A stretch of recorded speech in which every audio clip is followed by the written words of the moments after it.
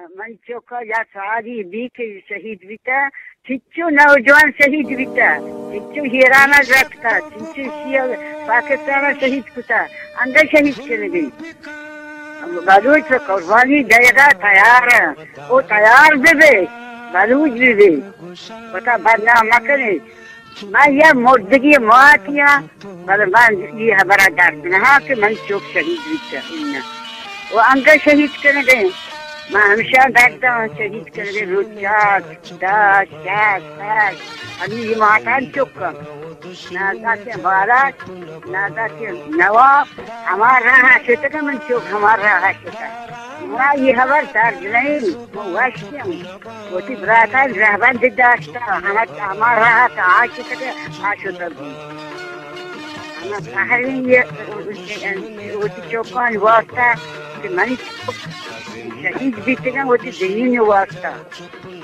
गलती कार्य न तो ये दुनिया न किसका बरात न किसके after his speech we will still have some 10-15 minutes. Anybody who wants to give any comments, questions or suggestions, they are welcome. But first of all, I'll ask Hyrbyair Marri to deliver his speech. Hyrbyair Marri.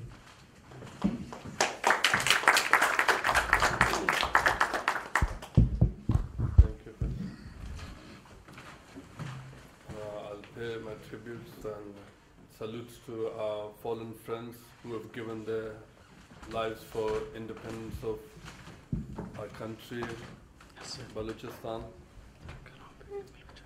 I'll start with talking about Pakistan, why Pakistan was created and how it came to being and then started occupying its neighbors. Pakistan was created by the British for their imperial designs to control South Asia and the rest of the world. As it was created on the name that it's going to be a country for the Muslims, the first country which was created in the name of Islam or for a religious purpose. And their purpose was to protect the Muslims. At the same, when it was created, it divided Muslims of subcontinent. Muslims were divided into three parts: Bangladesh, Pakistan, and people who lived in India, almost 300 million. So it was a design to divide the Muslims. It's just a design which I have to speak about why the British did that. Then the creation of Pakistan was to protect the Islam or Muslims of the world, be the vanguard of Muslims. What it did, the first move was to come and invade another Muslim country, which was Balochistan. Balochistan was invaded within 8 months of its independence by the Pakistani state. So that the sole purpose of creation of Pakistan was all wrong, what they were saying to the people, while 2 million people died for the creation of Pakistan, an artificial country which was not needed in that region at all. People of that region were always living in harmony, peacefully. But when Pakistan was created, things changed. Massacres started, occupation started, hatred was born over there. So we have to see what Pakistan did with Balochistan. My friends have given a brief documentary that showed the whole history of Balochistan since occupation of Pakistan started in 1947. What they did, they came into Balochistan, they occupied it, they forced the Khan of Kalat to join Pakistan, and under duress. So he did sign a treaty of accession, not entrusted by the people of Balochistan, not entrusted by the parliaments of we had two parliaments, the House of Lords and the House of Commons. It was not entrusted by them to Khan of Kalat. It was an individual decision nobody can make. So on that basis, Pakistan still has got this pretext that they have the rightful accession treaty agreement with them, but it was duress. And it was not rightful, not under international laws. We have to emphasize on that. What they had done was a colossal criminal move. and they should be brought to justice just for that one reason. They started they have had 5 military major operations in Balochistan, and 5 wars of independence has happened since 1947. The first one was started by Prince Abdul Karim, the governor of Makran and Haran. So he went to Afghanistan and resisted the Pakistani occupation. Thousands of people died then. And then in 1958, 1962, 68, 73, and this one is now continuing since 2000. In these operations, thousands of young Baloch men, women have perished. And Pakistan has taken thousands of people. In 1973, as I was really young at that time, I remember that war. People used to come and we used to see them with bullet wounds and all. So these are the facts which created us, the new generation, to work for independence of Balochistan, to go on and confront the tyranny of Pakistan. And this time what they have done is a new policy of kill and dump.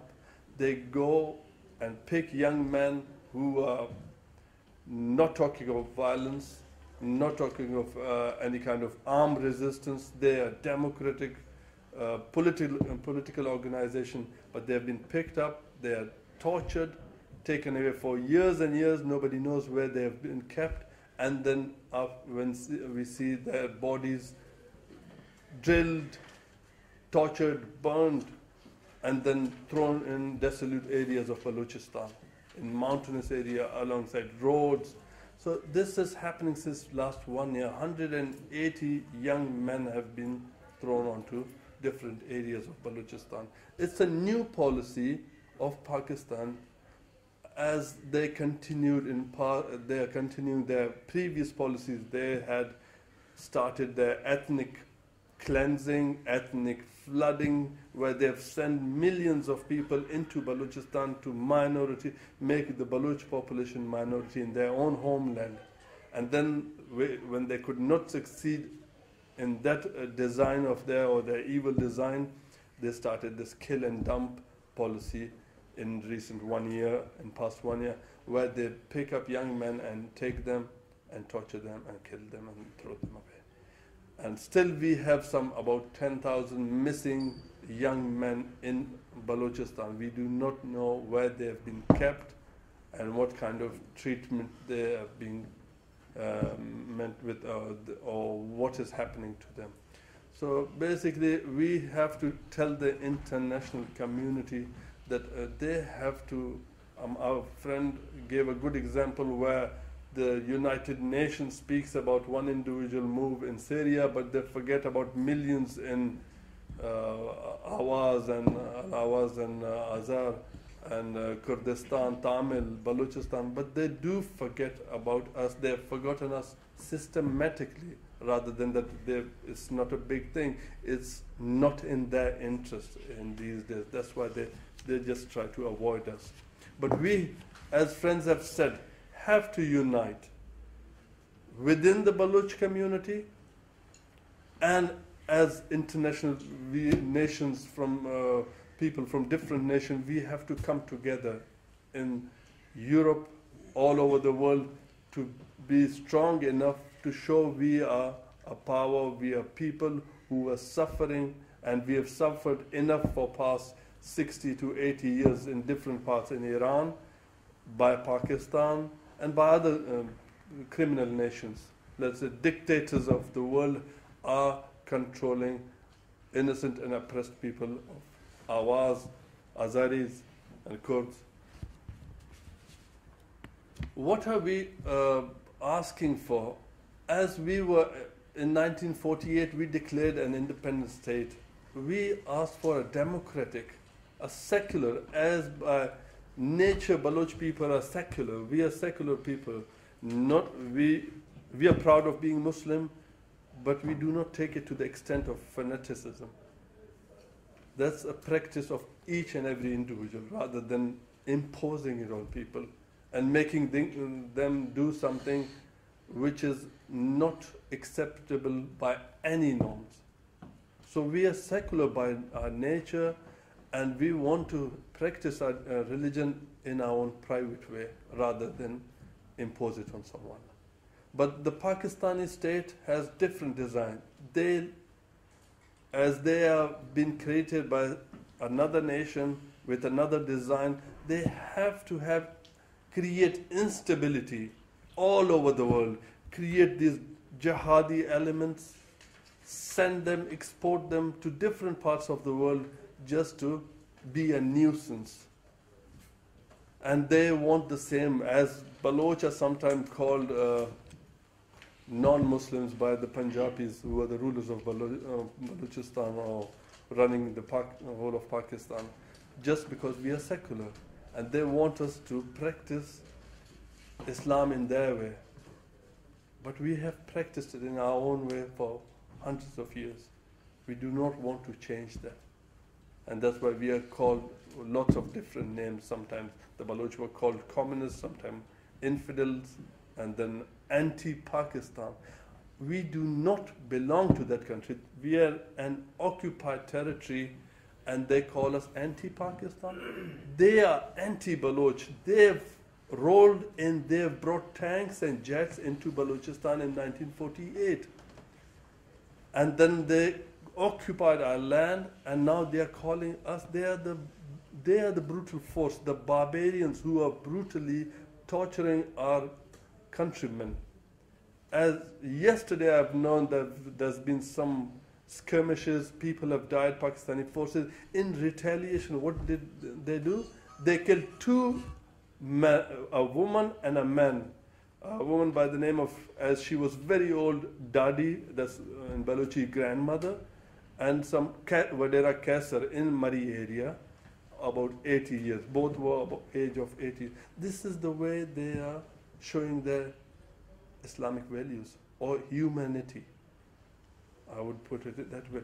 And what we are asking for today as well, to unite on the basis of democratic values. When Balochistan, inshallah, very soon will be independent, it would be a democratic society, tolerant society, a stability for the region and a stability for international community and prosperity for the people. That's what we want. We had these kind of values in pre-occupation, and we still uphold those values.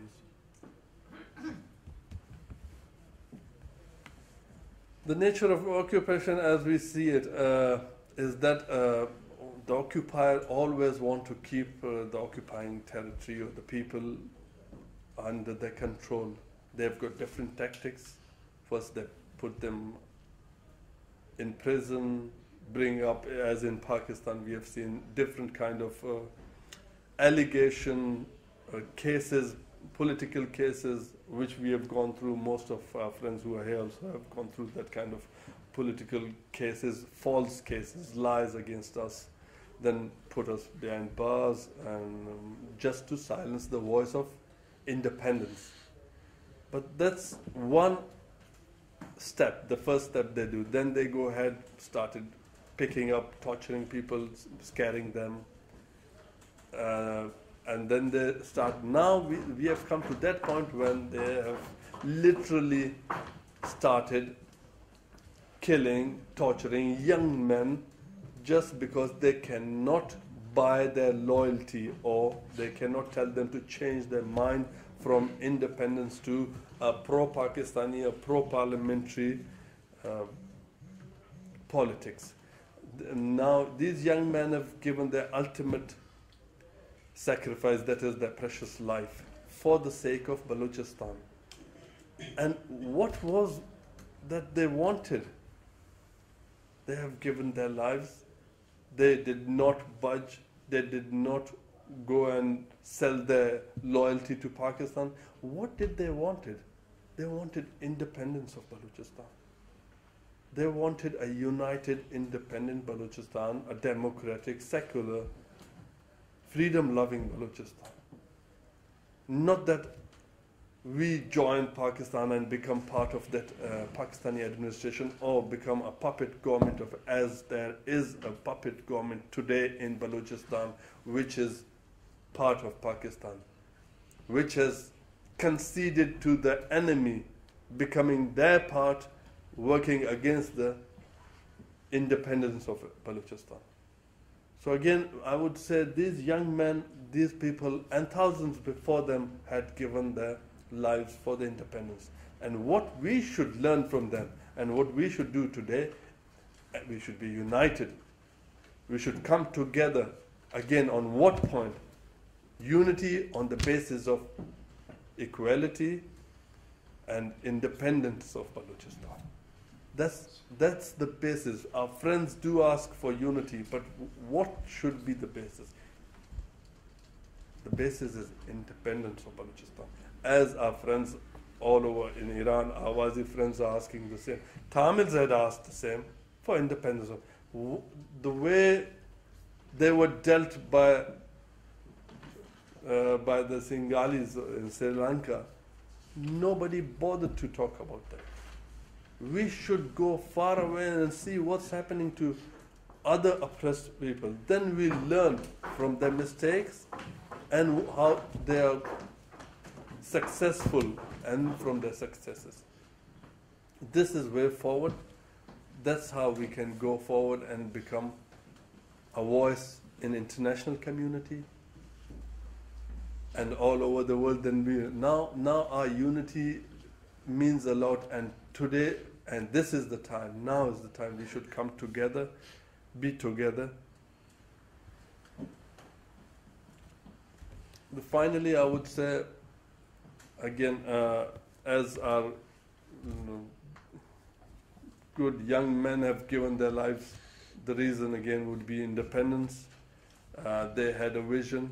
The vision is, again, clear, to be together, and we should know their vision, what they wanted, and that vision is independence. And I think we all should come together, not to support those. My final words would be in Balochistan, especially these words are for Balochistan and Baloch people, not to follow those political parties or elements or individuals who are supporting Pakistan and Pakistani policy, Pakistani parliament. We should speak against them, because we have to draw a line to make people understand these young men did not die for the Pakistani parliament or Balochistani parliament under Pakistani occupation. Their vision was independent Balochistan. So unity of Azerbaijani friends, our Al-Ahwazis, Tamil, Kurds, that should be our unity, and we should strive for that and work for that. So in the end, I would say every man dies, but these men did not die. They are in our hearts. So we salute them. Long live.